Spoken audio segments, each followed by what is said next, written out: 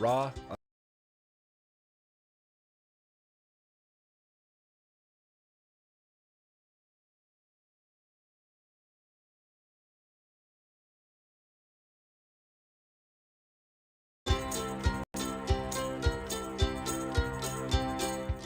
uncut, and unapologetic. Welcome to Men Talking Mindfulness with your hosts John McCaskill and Will Schneider. Here we focus on helping men and those with men in their lives solve some of life's complex challenges through understanding the practices of mindfulness and how they can help.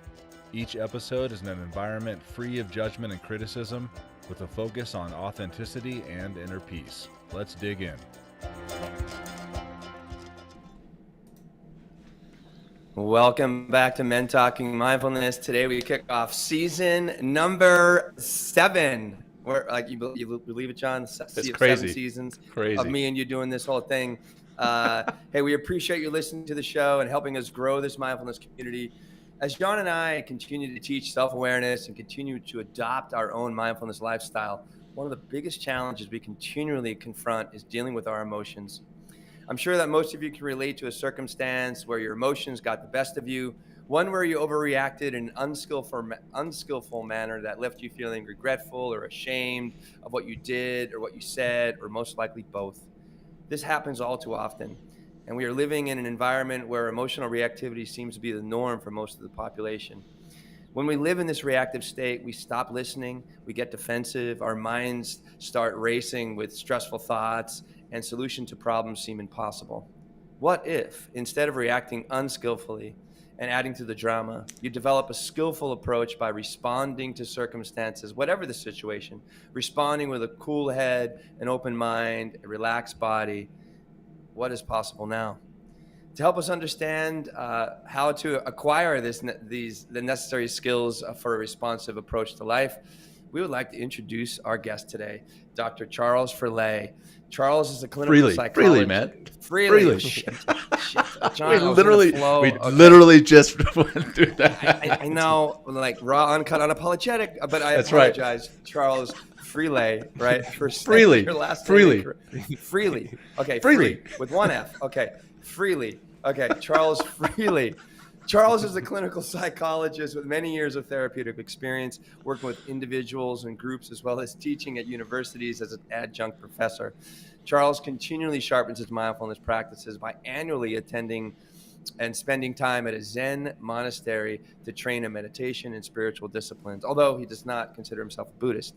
Charles is so dedicated to helping others. He recently published his first book, The Will to Do Nothing, and co-host the What Is Now podcast with his friend and colleague, Zapik Rezvi. Did I get that right? What? Rezvi? Saka Brisby. Oh, yeah, close. Really close. Saka Rizvi, right? It's great to be back, everybody. You can see we really haven't changed too much, even though we're in a new season. So thank you so much for tuning in. Charles, thank you so much for joining the show today. Before we dive in and learn more about reacting versus responding, I'm excited to say hello to my great friend and ball-busting friend and my beloved and your beloved co-host, John McCaskill. What's up, John? Great to be back. It is so great to be here, man. And we can't not bust one another's balls. So it's part of the show. So great to be here. So excited to be here with you all, our audience, and here with you, Charles and Will, for our show today. Very excited to be kicking off season 7. It kind of feels weird when we're in between seasons and we're like, what are we supposed to be doing right now? Oh, the show's on a break. So it's great to be back and recording again. As far as the show and what it is we do, we have this show regularly, weekly, right? But we also have some meditation and breath practices that are part of the podcast feed. So if you go on the podcast, if you go on our YouTube channel, you can actually listen to the meditations on there. Some of those are also on Insight Timer.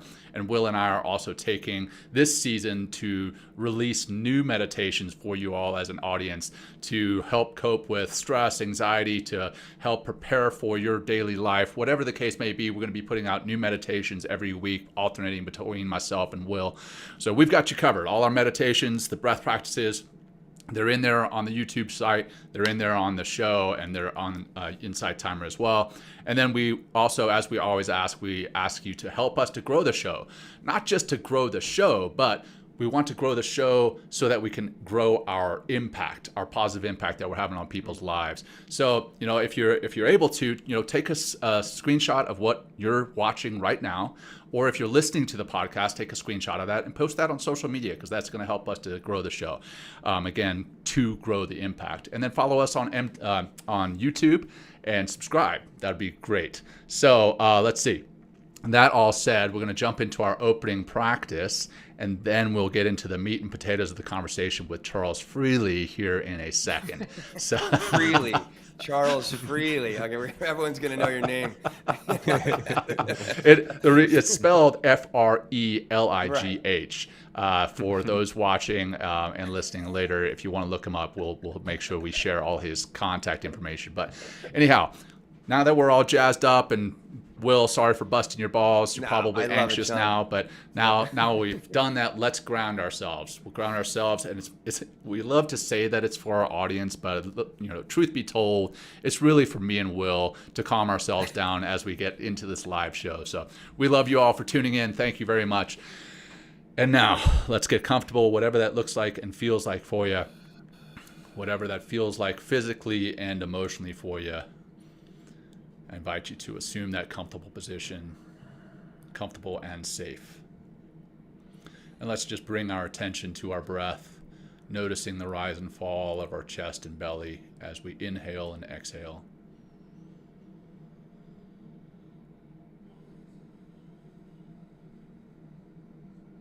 And we'll do 5 concentrated and intentional breaths together. Begin by exhaling, bringing your navel to your spine. Nice deep breath in. Hold at the top and release. That's 1. Deep breath in, filling up from the bottom to the top. Hold and relax. 2. Deep breath in. Ideally through your nose, filling all the way up to the top. Hold and let it go. Let it go. Let it go. 3. Deep breath in. Hold. Release. 4. One more. Deep breath in. Filling all the way up. Extra sip at the top. Hold and relax. And as you release this final breath, roll your shoulders, maybe wiggle your fingers, wiggle your toes, bring some micro movements back into your body. And if your eyes were closed, we invite you to go ahead and open them back up and come into this space, your time right here and right now. Again, very excited to get into this episode with Charles. Charles, thank you so much for joining us today. We're excited for this. Thanks for having me. Well, let's just jump right in. So a little background for the audience before we get to the questions. I asked Charles to come on this show because I was getting back into my reactive self. And I personally went on Insight Timer and I looked up reactivity versus responsiveness, and his show or his course, I think if I remember correctly, it's 10 different sessions. Learning to respond without reactivity popped up. And I went through it. This is maybe 6 months ago. And I really loved the way that Charles related, yes, the reactivity versus responsiveness we've talked about on the show before with Dr. Seth Hickerson. But I loved the metaphors Charles used, the way that he taught responsiveness versus reactivity, and how to tap into that responsive side. So I reached out to him on Insight Timer, and he is good enough to actually make some time in his day to join us to share his journey to what he's got going on and share the difference between responsiveness and reactivity so that we can tap into that responsive side. So that all said, Charles, why are you personally so invested in this work, and what is your grand vision for the work that you do? Good question. And I would just say to like you mentioned there, probably you've talked about this topic or these concepts many times. And I think maybe what we're talking about is like incredibly simple and Hmm. even maybe obvious. But the challenge is taking it from an intellectual understanding into like a felt, embodied openness to not react. Because I think there's probably a part of everybody that doesn't want to respond and like wants to react, and that part becomes bigger and inflamed in the moment that reactivity happens. So I think it just helps to talk about it a lot or in different ways. Like I've Sure. envisioned it as like a, you might have heard this metaphor before of like a jar with a lid, and you just like you continue to twist it, twist it, twist it, and maybe like one person did all this work to twist it, and then the next person just pops off, but all that work before was necessary for the like the moment Mm, of it popping off. right. Um, so maybe just to hear something in the right way or to hear the same thing enough times until the moment you're open to it, like for it to come through and actually make a difference in the way that you feel, or the way that you act. So just wanted to say that. Yeah, And yeah, I appreciate that, and because it's like, there's so many different ways of talking about the same thing, and sometimes like we resonate with one voice or one teacher or another or a way of it being said, and so it's, I mean, this conversation though is kind of is the foundation of all these practice, or it's like one of the major concepts of mindfulness and meditation, or all these contemplative and practices that kind of try to get us into our true self. So I'm so glad to have this conversation. I'm so glad you're joining us today, Charles. So thank you. that's why I love like the languages of Zen and Taoism. Those are some of my favorite to like get at the heart of this stuff because Mhm. they're much less speaking to the intellectual mind, Yeah. and they're more speaking through like stories and Mm, stuff that's more experiential, and like they're sort of short circuiting the ability of the thinking mind to make sense of things in a way that can help these concepts click, I think, in a more intuitive, felt Yeah. way, more like the experience of a joke rather than like Mm.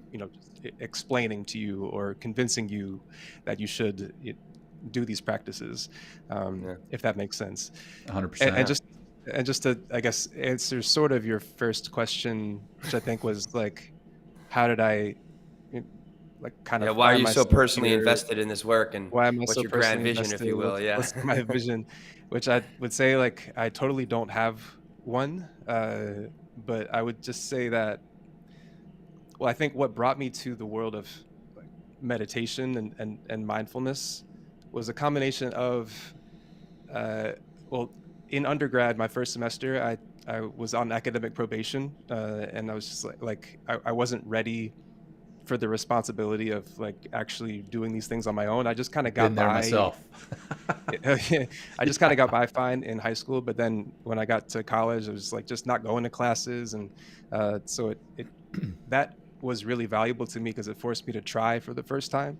And then the next semester, I was like, okay, I'm actually going to read the things that the teachers assigned to me. It was like that never even computed before. I wouldn't actually read what they assign. But then I was like, okay, I'll just do this. And then it was like, oh, this it's actually easy when you read what they assign you to read, and that got me into reading. It was like, wow, reading is like a pretty cool thing. Like it just which I just had never thought about before. And then that led me to start reading on my own, which brought me into the realm of philosophy, stoicism, existentialism kind of stuff. And it just gradually migrated eastern to eastern philosophy, Zen, Taoism, Buddhism, Hinduism, this kind of stuff. And that led me to this world of a more practical kind of piece of the philosophy, which like the Eastern practices seem to really have, especially Zen and Buddhism. Uh, and then this like being open to the practice of meditation that really interacted with anxiety for me, like historically and still sort of like racked with social anxiety, and Mm. meditation was the first thing that like really started to change that for me, not by taking it away but by changing my relationship with it. So I would say still to this day I have the same sensations that I had previously. I just don't interpret them and evaluate them or label them in the way that I used to. So they have much less control over me. So that all that just led me to like move further and further into the realm of meditation.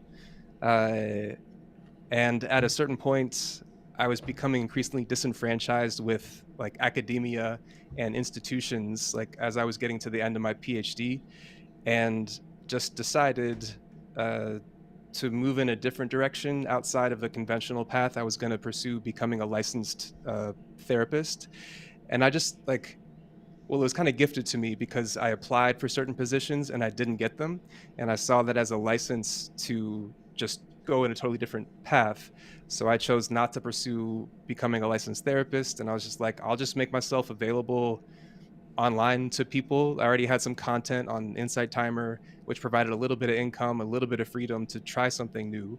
But ever since then, finishing my degree and just like, I call myself an individual guide. I meet with people individually and explore these topics of meditation, mindfulness, and since then the path has just kind of been unfolding, and I have no idea how or why or where, but I'm trying on a daily basis to trust something that feels authentic or real, and then hopefully that will lead to something cool, which it has seemed to do so far. So I have really not much of a grand vision, but I'm just trying to trust moment by moment something that feels like right, I guess, if that makes sense. Yes, it's like Steve Jobs says something to the effect of, you can't connect the dots looking forward, you have to connect them looking backwards. So you have to trust in your heart or your intuition that it somehow already knows what you want to be and what you want to do.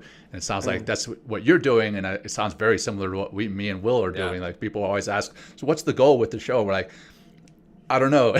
We're just kind of a million different goals. A million listeners and a million different goals. But our heart and our intuition are what guides us to this. And at the end of every season, we're like, oh, we attained this. Whether it's number of listeners or viewers, that's one thing. But it's more the people who message us privately, and they're like, I needed to hear that very message today, and what you guys put out changed the course of my day, the course of my week, the course of my life, which sounds grandiose, but little things can really change the way that you're carrying yourself. And meditation and mindfulness seems like a little thing, but it truly, coming to my experience, has changed my life for the better. And I've said this 1,000 times on the show, it changed my life for the better, but it also quite literally saved my life.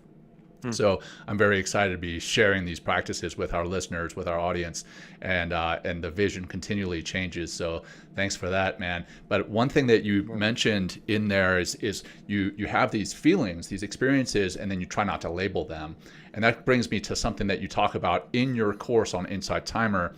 You discuss the difference between words, like the letters that form these words and the sounds that we say and sounds that we say hear, and the concepts that these words represent. And then you further talk about curiosity versus interpretation. What do you mean by this, and why is it important to understand that?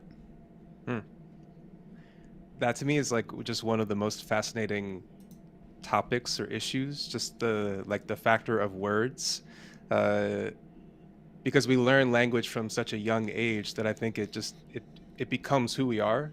And so our whole life is filtered through words without our kind of conscious awareness of it. It's like Alan Watts, you might hear me reference him 20 times. It's like one of my main sort of people that I reference. But he said it's as if we're trying to fit reality into the rules of grammar, when we should be doing it the other way around. But we maybe have no option if not for investigating words, because I'd be interested to hear what you think about this, but the next book I'm writing is called Matching Meaning, and that to me refers to this process of so right now we're communicating back and forth, and to me there's just like a felt meaning that has no words, but I'm trying to get in touch with it and capture it and use the words that I have. I don't know how that's happening, but use them to translate the meaning and feeling that I have over to you, and then you have all your words and your experiences and your filters, and the hope is that that meaning like can get across and make its way through and connect on a felt level. But probably very frequently, I wonder, it like that maybe doesn't happen because of all of our layers of protection and our filters Yeah. and the way we are immediately interpreting everything that we hear. I think ultimately for a sense of control. There's a Eckhart Tolle said in every interaction, there's actually at least 4 people involved. There's my ideas of me and my ideas of you, and your ideas of me and your ideas of you, and all of that's getting in the way of like a real present moment connection with another person. Yeah. But I think what that provides is a lot like a sense of control. And so going back to the like how that helps with a feeling, when I call what I'm feeling, so I'm in this moment, and even now I feel sensations that could be labeled as anxiety, Sure.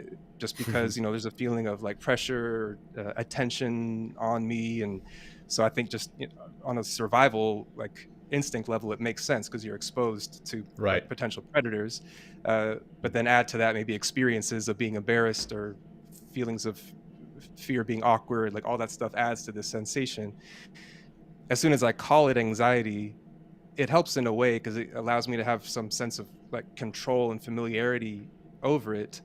But then if I keep it on that level, it's like a way I've thought of it is like it's like changing running water into an ice cube. And so it allows me to have like it provides some sense of control, but it also makes it stuck, I think. And it inherently with the word anxiety or maybe any negative emotion, there's an implied relationship of resistance against it. Like I'm anxious, so that means fundamentally I don't want to be anxious, so I'm in a fight against the feeling that I have. So I can use so many different skills to try to make the feeling go away, and maybe those are effective to a certain degree, but to me the most powerful strategy is to let go of the resistance against the feeling. It's like like judo. Like I like thinking of judo a lot as it pertains to many things, like interpersonal interactions or internally within yourself. The powerful art form of not pushing back, not using just your limited amount of force, but moving into a stance of openness and receptivity and allowing like the feeling in this case to just come through you and sort of move on through to the other side. So that for me is like, I notice I call it anxiety, but it isn't anxiety. Anxiety is a word. It's a collection of letters. It's a sound, specifically in English. Maybe there are many different words that could be used to describe the same thing. So what I'm feeling is not anxiety. So I can possibly drop that and just become aware of like, what is it that I'm actually feeling? Maybe more simply, there's like, okay, it's like a buzzing, kind of changing energy in my chest and in my throat a little bit. But also those are words. So like I can drop those, and then just it reaches a point eventually where it's just this. I can't use words to describe it. And on that level, it allows me so much more of an ability to not be resistant against it. And there's a way in which that allows, I think, the feeling to move back on the level of water, and it just kind of like arises and moves through you. And maybe it gets bigger, probably gets bigger first, but then like a wave, like it comes and it crashes over you, and then you find yourself on the other side, as long as you're not exerting resistance against it. But I think that's the really challenging thing for people to not do, because if I call it anxiety, it gives me a sense of, I know what this is, I hate this thing, but at least it allows me like some familiarity. But to genuinely drop, well, it isn't really anxiety, it's just this. And on the level of just this, like, oh, it's totally okay. It couldn't not be okay, Right. unless I label it and evaluate it as not okay. If that makes sense. What do you think It about does. 100%. I love Well, that. I mean, this too shall pass. You know what I mean? It's like, if we get attached, to that feeling and then start judging ourselves, then that's when we get stuck. That's when we turn into the ice cube. But if we just keep flowing and just be with the experience, even like I like what you're saying, just acknowledge, that feeling. Oh, and then it gives us, that's why the practices are so great. It's like, well, if I'm feeling anxious, I can feel my feet, I can take a breath, I can change in that state. So the language is very important, I feel, and knowing and experiencing and, what the body is doing, and that's really activating the mind is what the body's doing. And also obviously the way we're interpreting, the world and this conversation in the mind. But I think it's like, that's why these practices are so incredibly important, because, we're never in one steady state. We're not in a stagnant state. We're always flowing. We're always moving. We're always going from one thing to the next.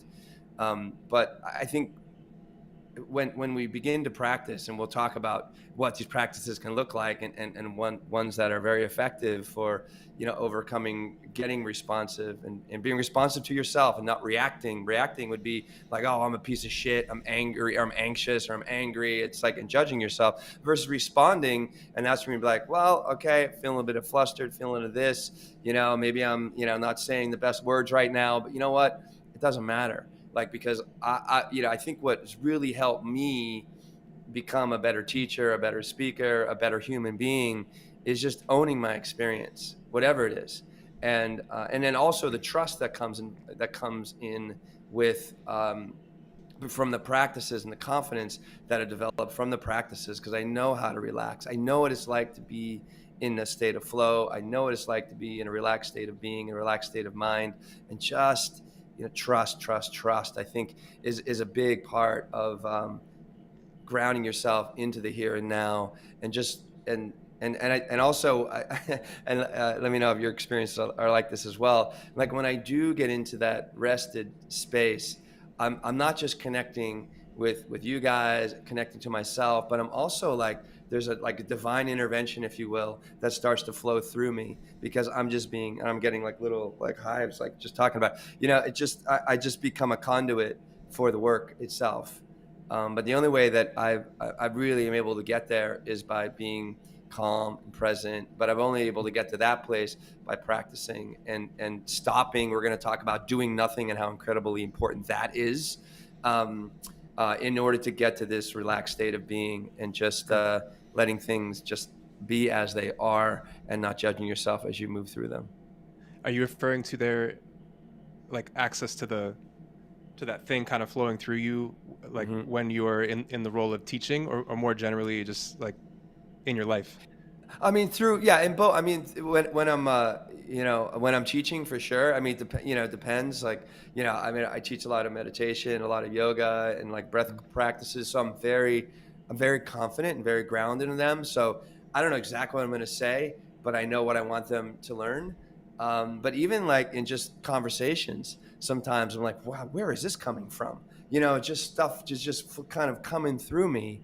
So it could be both, but I think you only get there is when you let go of the judgment, you let go of that reactivity, you let go of the criticism, that imposter syndrome, the narrative, the destructive narrative in the background, and just get to peace with being a human being. Is where we're flawed, we make mistakes, we're gonna screw up, and the more I think you also give yourself that permission to do that and get a little ugly and be a little embarrassed, you realize like, the next morning, like, oh, I'm still alive.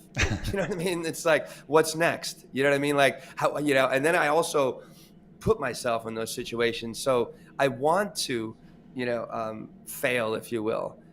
So then I get some more knowledge because the results that I get back, and then I try a little bit differently another time. And you just grow and grow and grow. And you kind of get with this, Dr. Seth, we'll mention him again. You come into this like unfuckable nature. Like, just be unfuckable, and because that means you're not fucking with yourself either.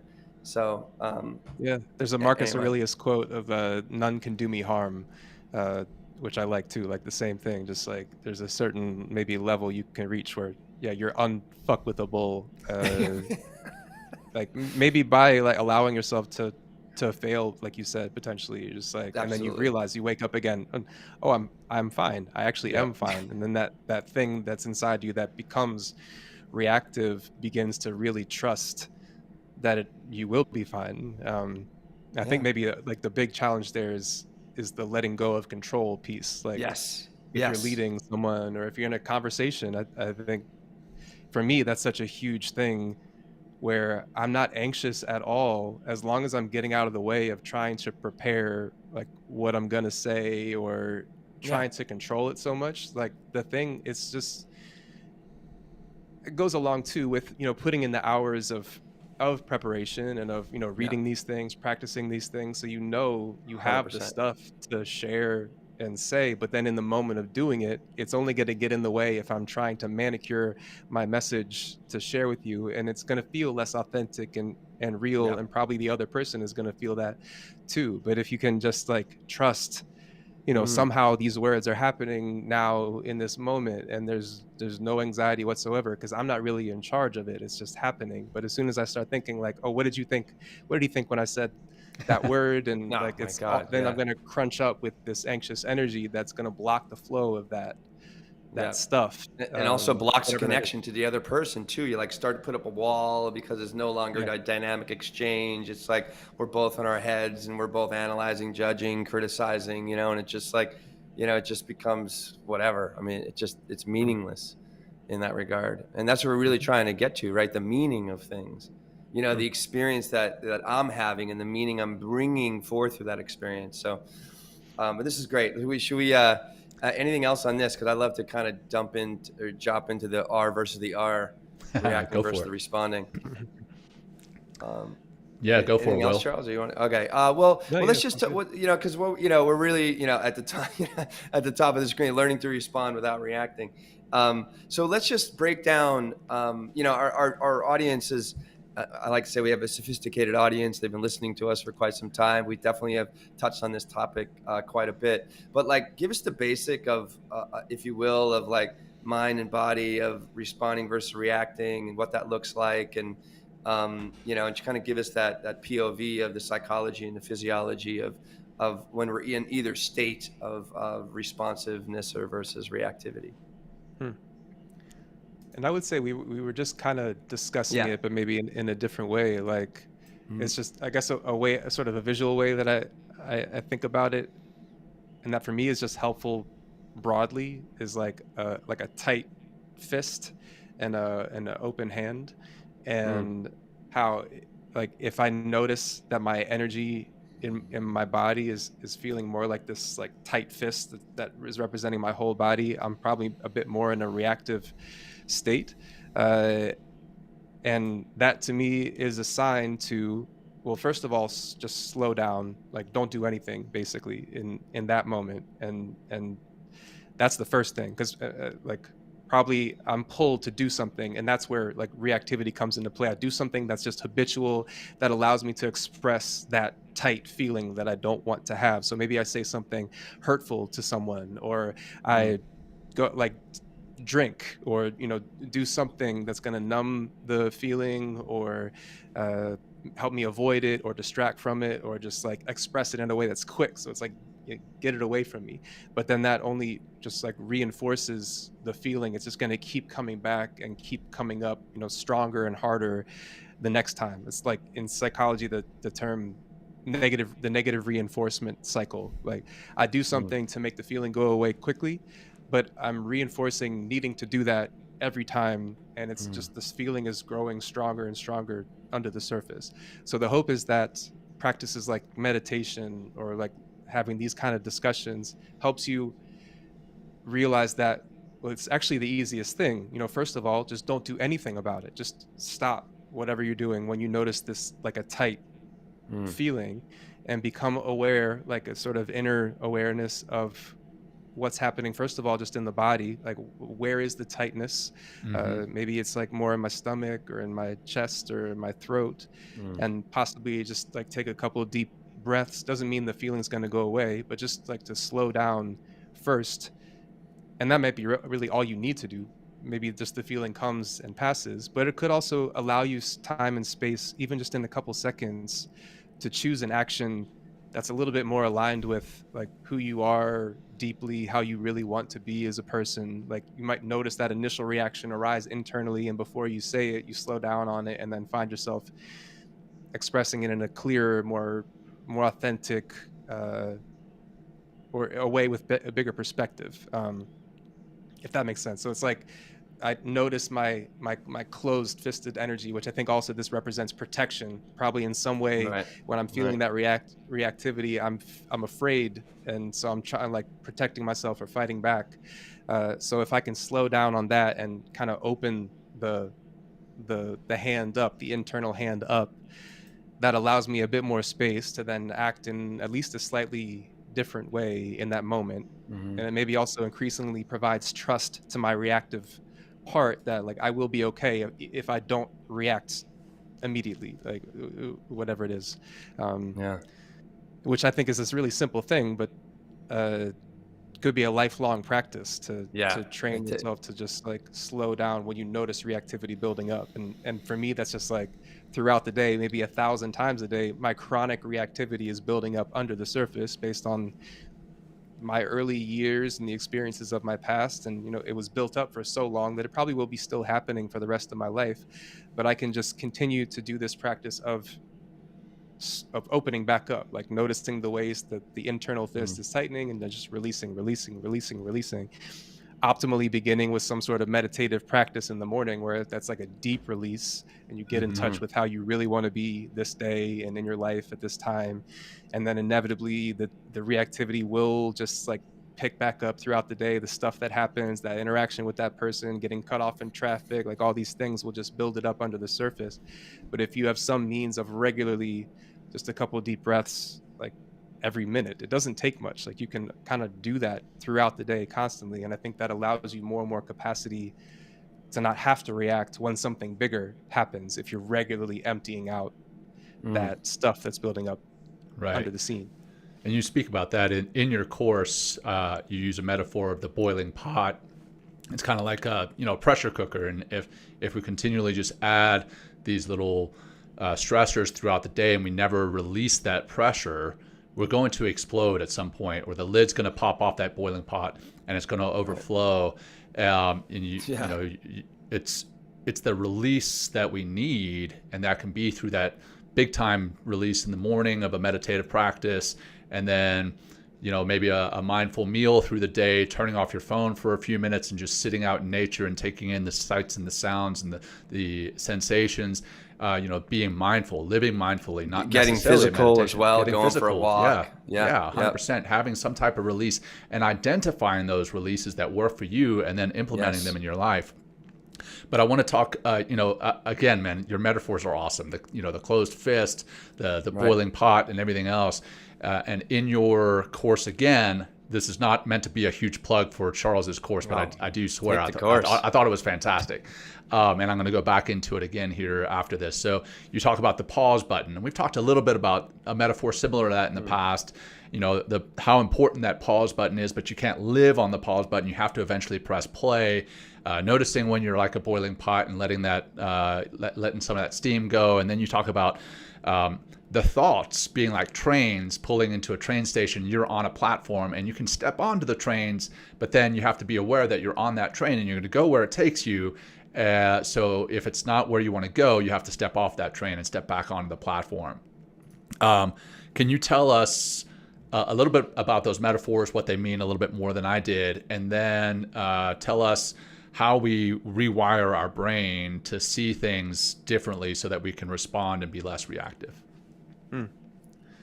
Yeah, and I will just say too, with those like the mini practices, sometimes someone might feel like they don't have enough time in their day to do something, but I do think it can even just be a couple of seconds here and there, again and again throughout your day. If you do that, like it will change the momentum of the rest of your day, like completely. Even if you just take a couple seconds of a deep inhale and exhale, like in my work, sometimes I'll be meeting with several clients in a row, and there's a way in which that can kind of get heavy, or like build up, or I might get drained, or I have less capacity for this next person if I'm feeling the weight of all of them kind of together. But there is a way in which, so there are 50-minute sessions with clients, and so I have 10 minutes in between, but I only even really need like 1 minute to just take a couple of deep inhales and exhales. And then I do think even on some sort of empirical level, there's a way in which not only can I start my whole day over, but it's like my life can begin now. If I really get in touch with this thing of just like a couple deep breaths, let go of everything, because the mind is creating this attachment to what has happened and what how much more there is in the future, but none of that is actually here. So all I need to do is like a couple of deep inhales and exhales and get back to like my present moment surroundings, let go of the labels, the interpretations of what's happening, and Yes. just feel Yeah. this. And then it's like, oh, the day did just begin right now. And then I have Mm. all the capacity in the world to be here with the next person that I meet with, but I have to keep doing that like again Right. and again. So I just want to say that. Yeah. No, but Yeah. I think it's also important because, like, how long you've been practicing? How long you've been, how long you've been in the game? I guess if you could say. Yeah, probably like 13 years or something like Yeah, that, I'd say. yeah. I mean, so there is like what I'm alluding to is like, you're able to bounce back so quickly because of the foundation you've created on the inside. Right. So anybody that's listening out there, it's like, it could happen in a minute. It could happen in 3 breaths, and that's great. But if you're like kind of very new to, and kind of just really understanding what we're saying, or kind of catching half of what we're saying, and hopefully, we are making a lot of sense. It's not just, again, it's not an intellectual thing. It's an embodiment. It's a mind body connection, that the only way we really get to know that connection is sitting, getting quiet, meditating, using our breath. And exercise is great, going to the gym, walking, but still getting into that space of doing nothing. And to really begin to establish this foundation, get to know our practice, get to see our mind and all of its ridiculous thinking and whatever, and what it wants to do, but also all the feelings that come along with that. And once we get in touch with that, that's when we can start making changes. That's when we can, and experiencing those changes on a daily basis and a moment-to-moment basis, like, kind of gives us that trust, gives us that confidence, so we can begin to make those changes really quickly. But why don't we talk about that whole, you have in your little questionnaire we gave out to you, like that whole idea of doing nothing, and why is that so important? And because it's something I say often when I teach, it's like, if you want to be better at doing things, then you got to get really good at doing nothing sometimes. Yeah. So what is that? So let's dive in there. Yeah, and there's a quote from Thich Nhat Hanh that goes, "Being is the ground for doing, and the quality of your being informs the quality of your doing." Bang. And so, like, if you have access to like a well of being where you're not doing anything, it's gonna enhance the quality of what you do like so much, because you're coming from a grounded place as opposed to a frenetic place of like constantly doing. The Abraham Lincoln quote too, I think, like, if I had to chop down an axe and I had 9 hours, I'd spend the first 8 hours sharpening my axe, like, versus just like chop, chop, chop, chop, because I feel like the rush of having to do things. So I guess that's a little bit of a rationale for someone of like the value of having some space of doing nothing that's gonna make the things that you do so much more impactful and like clear. Even in just talking, if you give yourself space to slow down, it'll allow you to not have to fill the space and make what you're saying a lot more kind of precise and clear and succinct. So going back to like the doing nothing, and we've talked about this in a couple different ways, but I love sharing quotes. It's like, for me, it's a helpful way of I love it. like getting across a message. It makes me think of a Viktor Frankl quote. You've hit all of my favorites, man. Yep. I love Frankl. Yeah, Man's Search for Meaning. In between stimulus and response, there is a space, and in that space is your like capacity for choice, or is your freedom, and so that's the space I think we're talking about building, of a certain, like you said, John, too. You're not just living in pause, but you're developing a pause button so you can increase this amount of space between what happens and then what you choose to do, and then what you choose to do will be so much more effective and like clear or authentic. It'll come from a much less habitual reactive space if you do have this space of not doing anything before you act, like being the ground for doing. And I think that relates to those various metaphors too, like pressing pause, where it's the notion of life being like music, and and really what you want to do is be able to press play. Like that's the whole point of living, is to experience the music that's happening. But we learn for a variety of reasons that we want to have control over the music, but that makes it so we can't, what's the point of just like pressing fast forward and rewind? You're not going to ever be able to experience like the whole point of this thing. So, but sometimes it can be so hard to just press play if you have so much of this habitual attachment to fast forward and rewind. So that for me is Right. like installing this pause button, so it gives you more of a capacity to choose to press play and let go and just experience what's happening. And maybe that's like, meditation practice and connecting that with stuff that you do throughout the day, to just pause. And then eventually I think it becomes like you rewire your brain to have a response to initial reactivity to slow down. I think that's probably what's happened for me. Like I still have the habitual reaction, but now there's a counter response has been installed. It's like, oh, I noticed the reaction, and then that means it's a time to slow down. Right. Because I'm constantly feeling these habitual old, child self reactions. But I think over this practice, it's just developed a monitoring system that's looking Right. for that constantly, and it notices, oh, okay, reactivity's triggered, don't do anything, slow down, open yourself back up. And then that allows, like maybe in a conflict with your partner or something, like you feel the urge to say something hurtful because you're hurt, but then that allows you to just not do anything at first and then say something that's a lot more clear, so the other person can actually hear what it is that you're trying to say. And with the train station metaphor, like it's the same thing.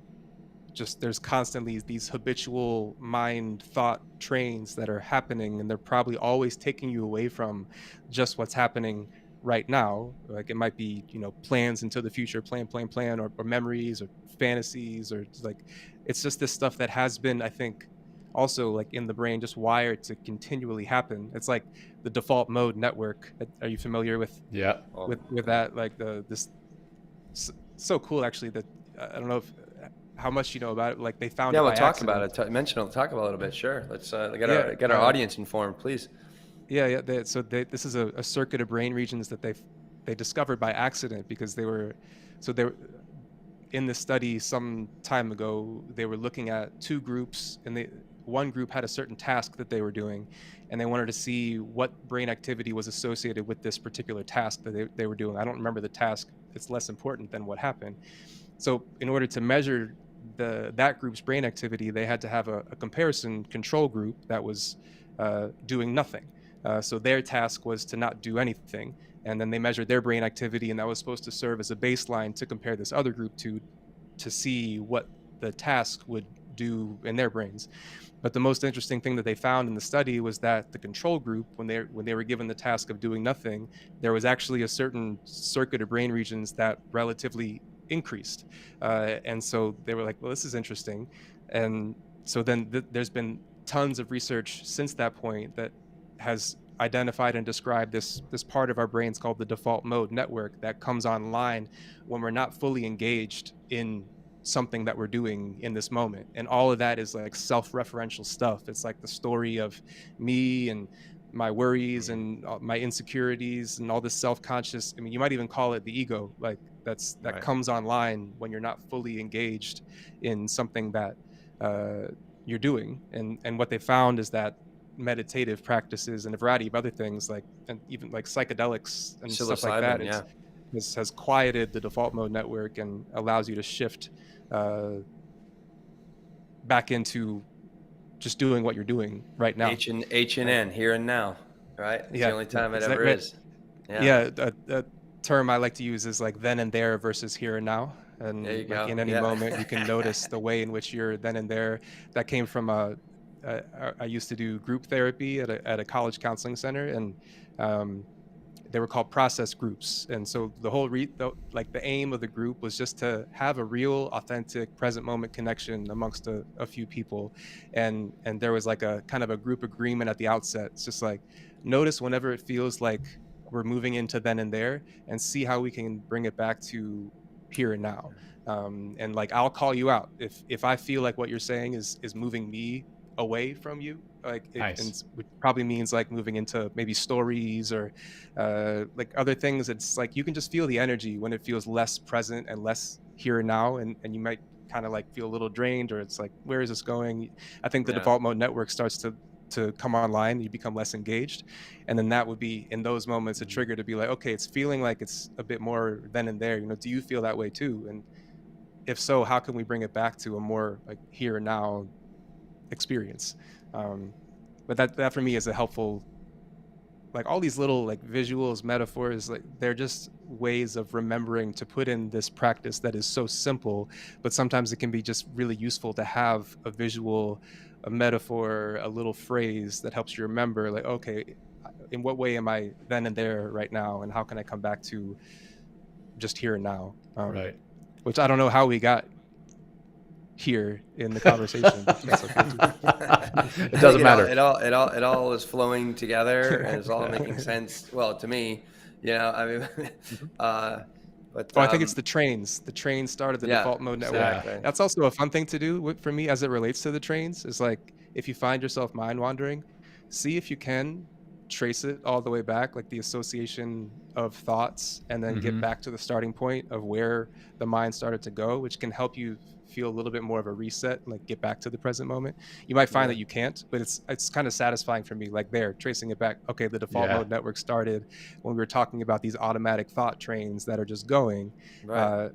And then, so if you become aware of the trains closer and closer to when they initially take off, you have more of an ability to choose to step back off that train. It's like, okay, this is just an automatic train that I think about all the time.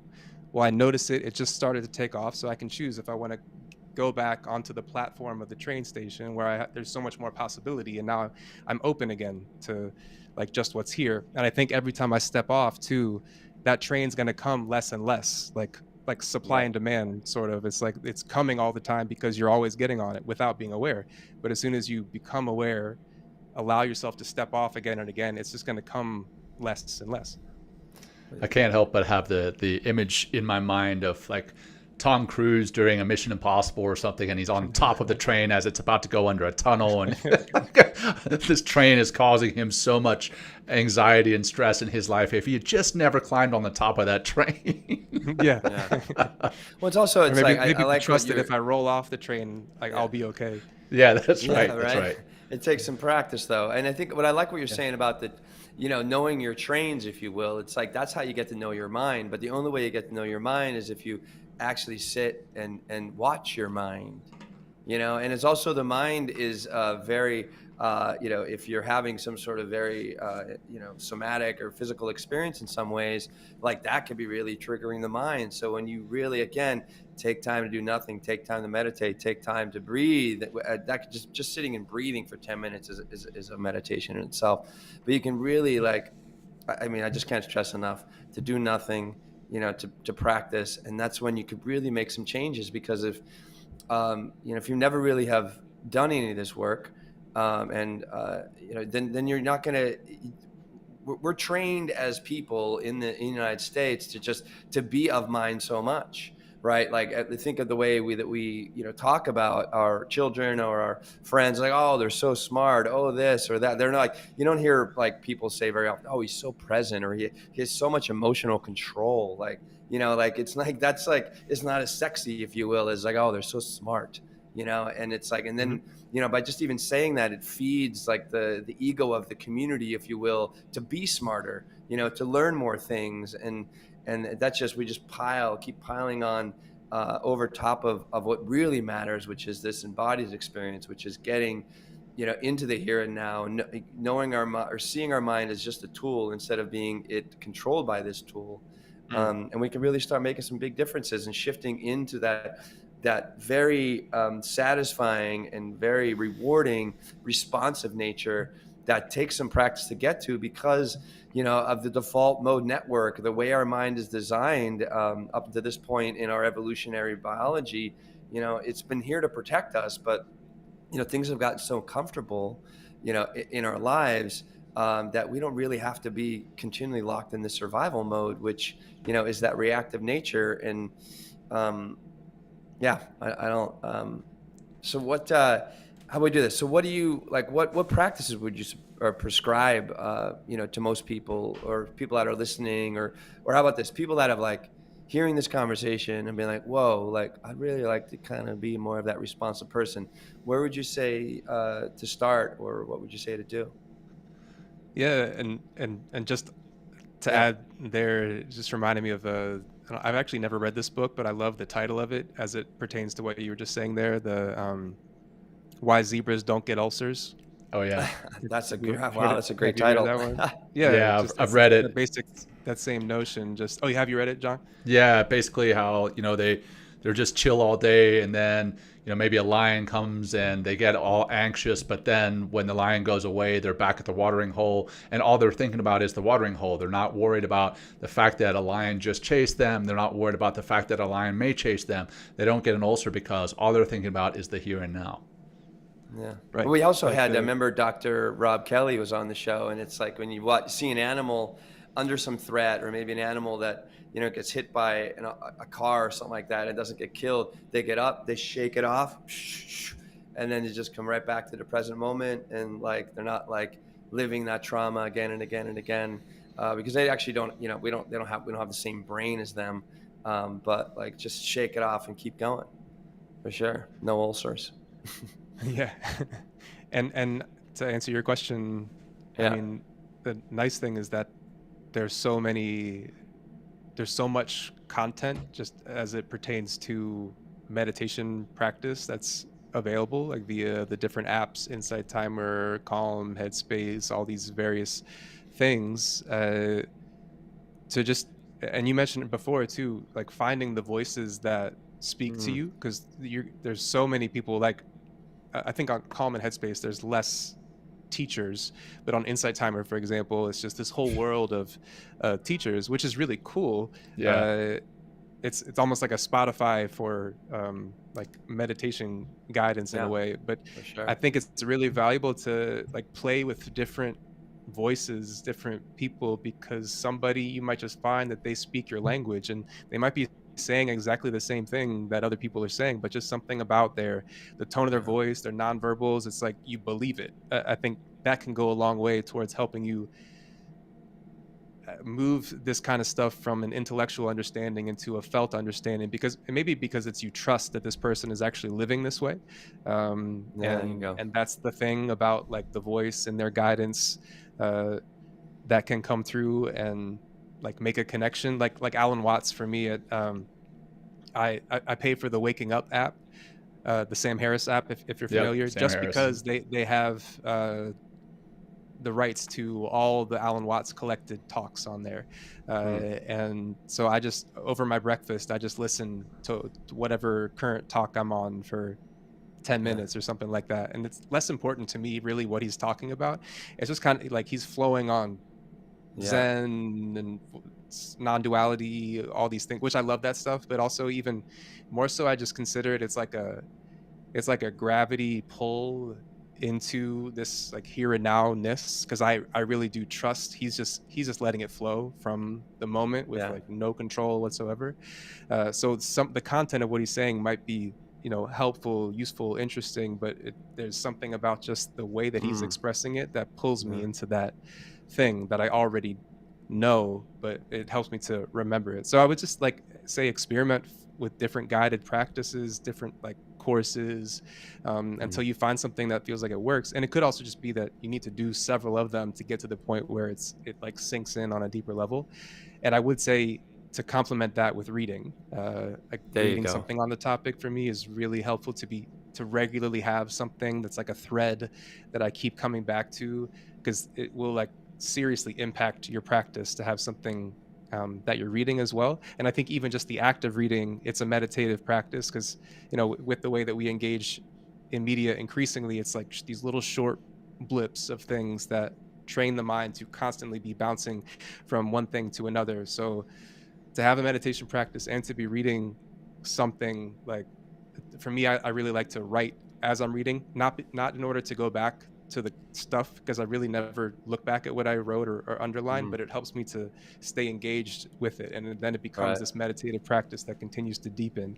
And that really like helps with my deeper understanding of why I'm doing these practices. And it helps to keep it alive and fresh within my daily life. Like I might remember something that I read from earlier today. Like I'm reading a Jean Klein book. If you've heard of him, The Book of Listening. So likely at some point today, something that I read there will like come into my consciousness. And it's like just this thread, like anything you can do that helps you to remember this practice, like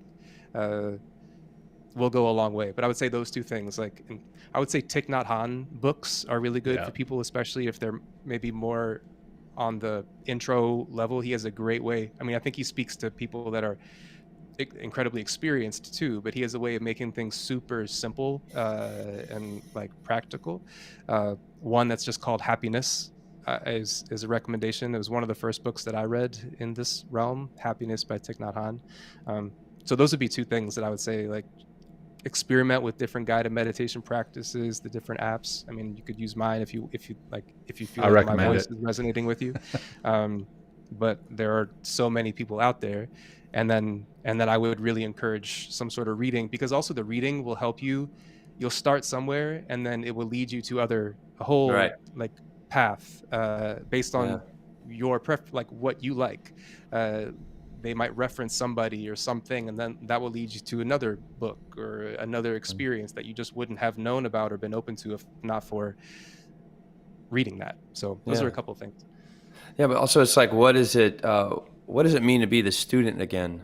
You know, I think is like, you know, like be the student. What does the student reads, the student tries, the student practices, the student is vulnerable, the student is open, the student is listening, you know, and that's really, and even when you are practicing, I'm still the student, you know, I'm just receiving and listening and doing, you know, and letting go of control. And it's just all so important. I mean, I always, you know, I've been teaching for a long time, but I consider myself a student first to all these practices. And that's what makes me a powerful teacher. Yeah. Even when you become the quote unquote master, you know, a true master is always learning, right?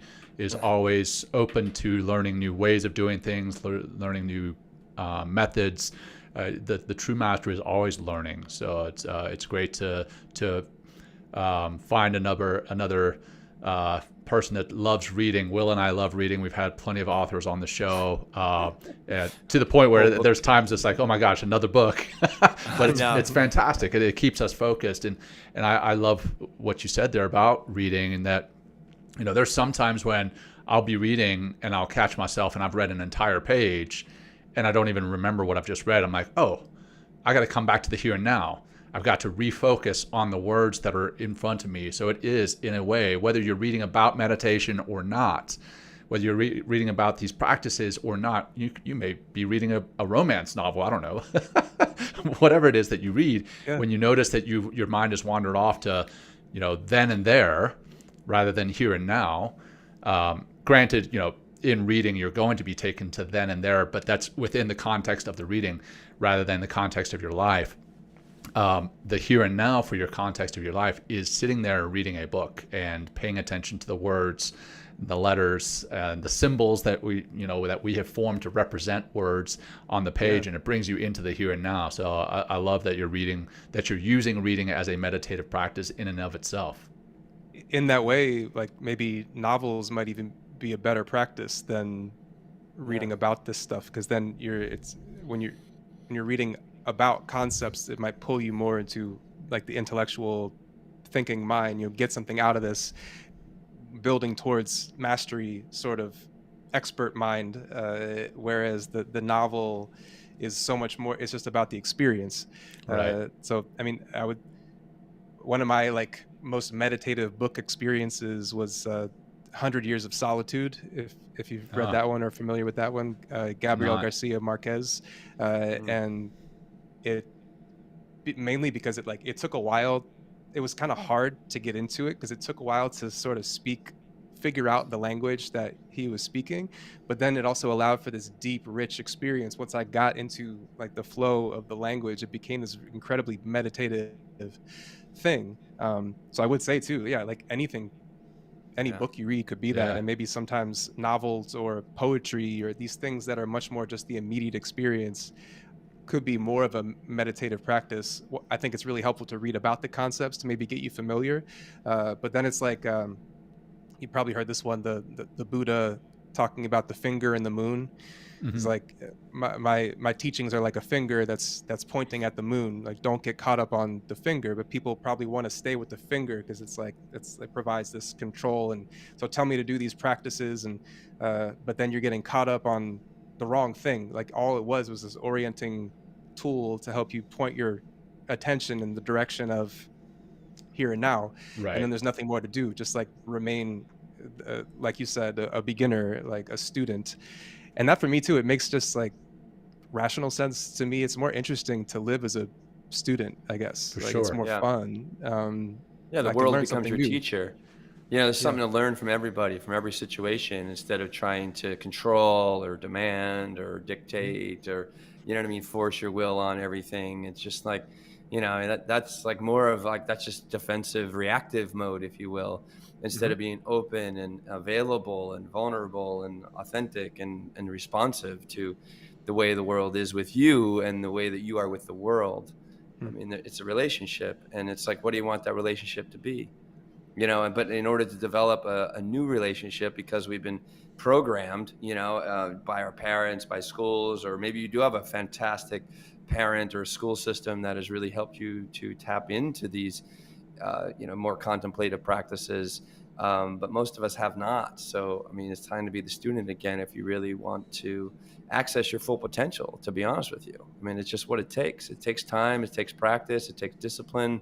But, you know, it also, it takes a lot of the other things that we talked about, but where do you start? And could start with reading a great book, could start with meditating, breathing, or just getting, you know, if you're out of shape, just start working your body into shape, and to watch how your body wants you to seek more health in your mind and in other ways. It's just like, it's amazing how it all works together. You start one place and it starts open. For me, it just started opening up doors all over the place. Start eating differently, working out differently, being in my relationships differently, being with myself differently. And it's powerful. And then you get back to that unfuckwithableness, you know, that it's just like, it's just, here I am, you know what I mean? Like, this is it. Mhm. So awesome. One more question, John, or what should we do? Should we close out? Yeah, yeah. I've got one more question. I mean, Yeah. I think we've touched on quite a bit of it. Yeah. And you know, if there's too much overlap, you just let me know. But you know, as a therapist, couple of questions. One, do you feel that men feel more comfortable with men therapists, Mm. or with female therapists? And then the second one is, as a therapist, what are some of the most common problems you hear from men, and then what do you recommend for them? Hmm. Yeah, that first one, I wonder.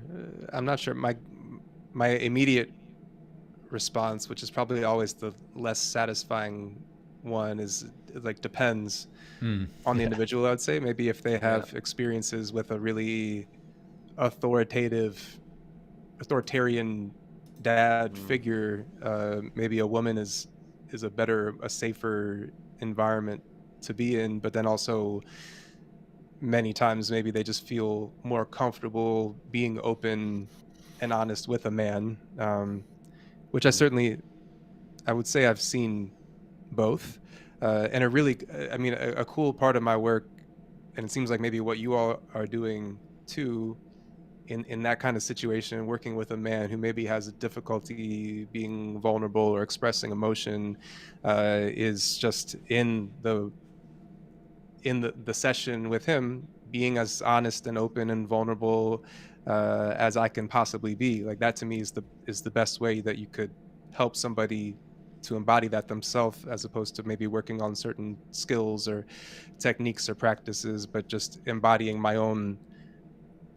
Maybe I don't know what to say next, or like, I feel stuck in this moment with you, like, uh, or this is frustrating. This thing has, like, keeps happening. Maybe do you feel like I'm not helping, or something like that? Like, just modeling a certain vulnerability to me is a really cool opportunity to to do, with men in particular, with everybody, but with men in particular. So, but yeah, I'm not sure about that. If Yeah. I think it might go both ways. Yeah, sure. It And then does in terms depend. of the, like, most common for men problems, I'm trying to think. It's hard for me to say. I think it just seems to come back to a unique manifestation of control. Mm. For pretty much everyone that I'm working with, it just finds its manifestation in different ways. Like there's a quote that I often use in these sessions, which I think expresses my sort of perspective on therapy. Uh, we often prefer the control of guaranteed unhappiness over the uncertainty of possible happiness. Oh, Um, Sheldon Kopp is randomly found a book from him in a used bookstore, and then I read like a bunch of his books. But that for me expresses probably what's happening for pretty much everybody that I work with in one way or another. Like I'm choosing a sense of control, even though I know it's going to guarantee in some way my ongoing suffering, over the uncertainty of moving into something that might bring more happiness right. or freedom. And that's not to say that, and that's not to diminish that first choice or perspective. I think it makes total sense. Like you're choosing control over the possibility of happiness because you've learned, for whatever variety of reasons, that like it's just too scary to let go. I mean, maybe via being abused or bullied or like whatever variety of things. Like, so I think hopefully that's making some sense. Like Oh, for yeah, me, it seems to tons. always just stem root down into this issue of like grasping for control that is Yeah. causing the suffering that I'm feeling. And my main intention with the person that I'm working with is to create uh, like there's a term, an atmosphere of beneficial uncertainty, which goes back, I think, to the like the student mind, the like openness mind, because I Yeah, think we learn so much that it's a bad place to be if you're uncertain or if you don't know. Right. But to Yeah. create a situation in which it's like it's great to not know, because that's the only area in which change can happen. Uh, Wow. but that means that we have to really be willing to not know, like even down to the level of like, well, if I question all that stuff, who am I even? Like, oh, that's a great question to ask. And maybe without the pressure of finding an answer too. It's like, well, nobody really knows. Like it's all intellectual stuff. It's like, this is who I am. That's all made of words too, from my perspective. right. For me, it's a great question to just keep coming back to, who am I really? Like I can choose that now. And so it's like to create a space in which not only is it okay, but it's great, it's interesting to be like just totally uncertain. A line Yeah. from the Zen world, don't know mind, like just keep this don't know mind, only then will you understand if you keep the don't know mind for long enough. Right. uh, so hopefully that kind of answers your question, but that's It mainly what I'm does. I think trying to like that's express or great. share, is like it's great to be in this place of I'm not sure. Yeah. And again, that Yeah. control is such an illusion. It's just so, I Yeah. mean, and how, what is it? And what do we do? I mean, we need to basically keep coming back to that reactivity kind of place in order to control everything, because it's Hmm. just like we like we're holding on so tight that if something comes into our awareness that doesn't match whatever we feel as we try to control the situation, that's when we get defensive. That's when we get anger. That's when we lash out. That's when we start shaming or putting someone down or acting in a way in order to regain that control. And you just end up messing everything up instead of just listening, being, going along for the ride. And like, or, we talked earlier about like letting the world be your teacher. You know what I mean? Like, just, I don't know what's going to happen next, but like, I know what I would like to happen, but maybe it's not going to happen the way I want it to happen in my mind, but letting Hmm. go, letting go, letting go, letting go, going with the flow. I love you Hmm. said that. That's like, that's huge. I mean, cause I know I feel that control way too often, especially when I mean, it's just got to let go, let go. And the way that I continually learn to let go is meditating, breathing, and just feeling that wonderful sense of ease when I'm in that space. And then also and again, come back to what we said earlier, is the trust and from the experience of being in the flow and then coming out the other side and be like, wow, that was an awesome ride. And actually I gained a hell of a lot of knowledge, a hell of a lot of skills from that experience. What's next? So Yeah. Hmm. awesome. That seems like a pretty good place to wrap it up, man. There's several mic drops there from either you yourself, Charles, or someone that you've quoted. Definitely Probably gonna all have to go quotes, back yeah. and pull some powerful stuff from this episode to share with our audience who may not have tuned in live. That said, we're going to come up on our final grounding practice here in a second, and I'll turn that over to you, Charles, to lead that. But I want to give you an opportunity to plug anything that you're working on. How can people find you on social media, on Insight Timer, the book that you have, and the other book that you're working on? How can people find you if they want to? Yeah, just go to charlesfreligh.com, just my name.com. That's a home for any of my stuff, or if you want to work with me individually or whatever it might be, it's all there. I can't decide on my relationship with social media. Same. I have one like for my book. It's just called The Will to Do Nothing, but it is like a tiny little following. And for me, really, it's just an opportunity for some creative expression. If I have like a line that comes to me, Sure. put something in Canva, put it on there. It's just kind of fun. But yeah, and so my book, I have a book out that I completed last year. It's like the most meaningful, I would call it, artistic expression that I have thus far. It's called The Will to Do Nothing, which touches on a lot of the stuff that we've talked about here. If you're interested, it's available on Amazon, and have a bunch of content and courses on the Insight Timer app if you just search my name on there too. Right on. And for those who are listening, it's Charles Freligh, Freligh. Looks like Charles Freligh, but it's Freligh. So I'm not making fun of you, Will. You didn't say that. You said Freligh or Freligh. I don't even remember what you said, but it doesn't matter. Sean. It doesn't matter because you know what? All that is a representation of a last name that we have assigned context to.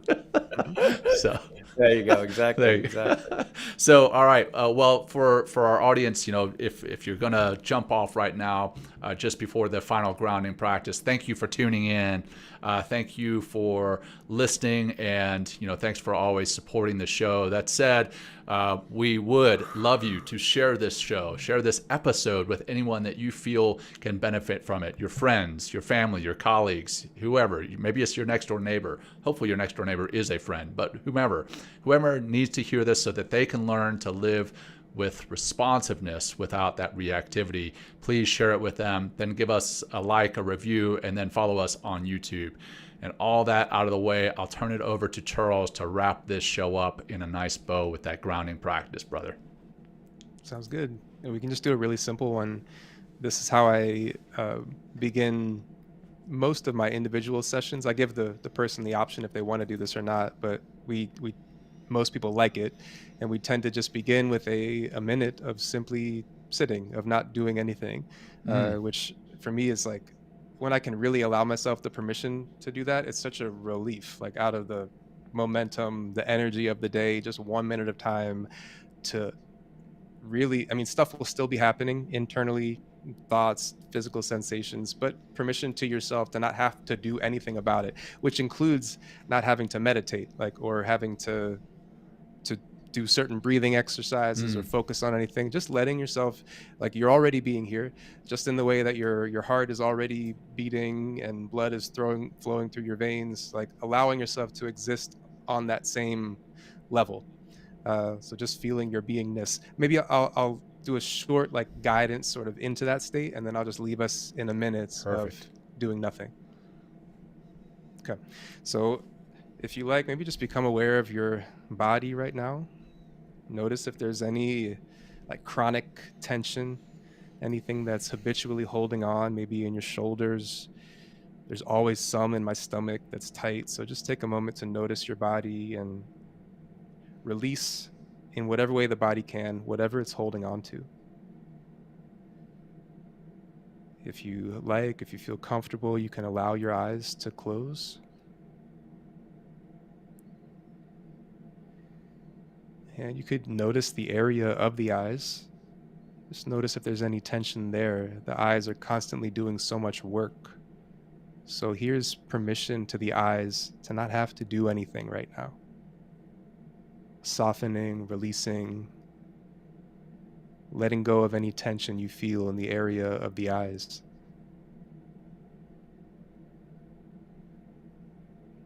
And you can let that move through the rest of your body, through the rest of your face, your jaw, your neck, your shoulders, your arms, your hands, just opening, releasing, letting go of whatever's holding on.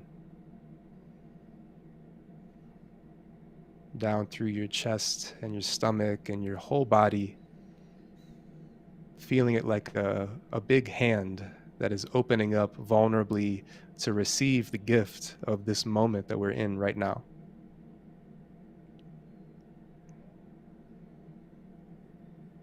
And you can take a couple of deep breaths in this space, maybe with each exhale, opening, releasing, letting go. And then on the inhale, breathing in, soaking in the full reality of this one moment. This is your whole life happening right now. Just this.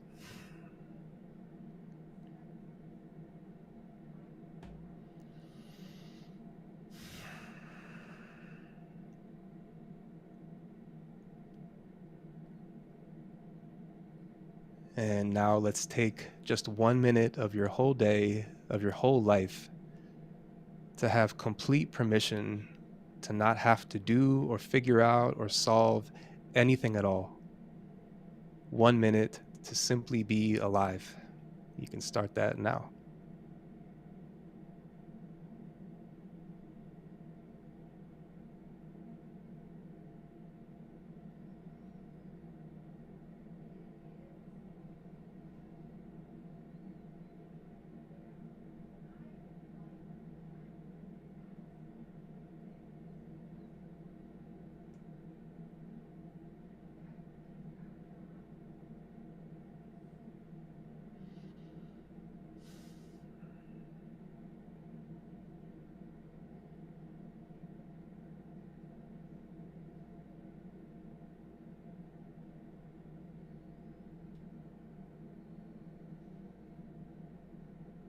And you can take a couple more deep breaths if that feels good. Again, just releasing. The tension will keep building up under the surface, and then you can just keep letting it out with the exhale.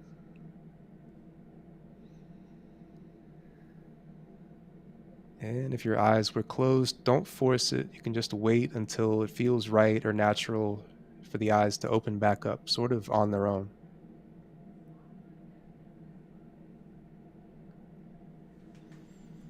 And then maybe take this energy of openness, of beginnerness with you into whatever happens next. I love it. Thank you so much for that, Charles. And I find it difficult to do nothing, right? It's hard to do that, but that was refreshing just to pause and not think about what's happening next hour, next day, earlier today, just be in this moment and not even feel like having to do anything right now, right here. So Charles, thank you again so much for being here. Will, any closing comments, brother? No, I just wanted a big thank you, Charles. Really appreciate your time and all your wisdom and bringing it today. It was just so informative and really talk about a flowing conversation, really beautiful, and really appreciate your time. And anyone else there listening, please hit up Charles' course on Insight Timer. We have a bunch of meditations on our platform as well. Oh, and also I have a weekly meditation, live meditation, Insight Timer, 5 p.m. Wednesday tonight, 5 p.m. Eastern time. So you want to drop in 30 minutes of breath work and meditation, please just join in. Send me a message if you want. It's on my LinkedIn. It's on my Instagram. And thank you guys. Wonderful. Great way. And thank you for bringing us to season 7. Yes. Awesome way to start this season. Thank you everyone for listening. And that's it. John, all right. Take it away, my brother. That's it. Until next time, thank you very much. Take care. Peace. Peace, guys. Thank you, Charles. Thank you. Thank you. Thank you for joining us today. We hope you walk away with some new tools and insights to guide you on your life journey. New episodes are being published every week, so please join us again for some meaningful discussion. For more information, please check out mentalkingmindfulness.com.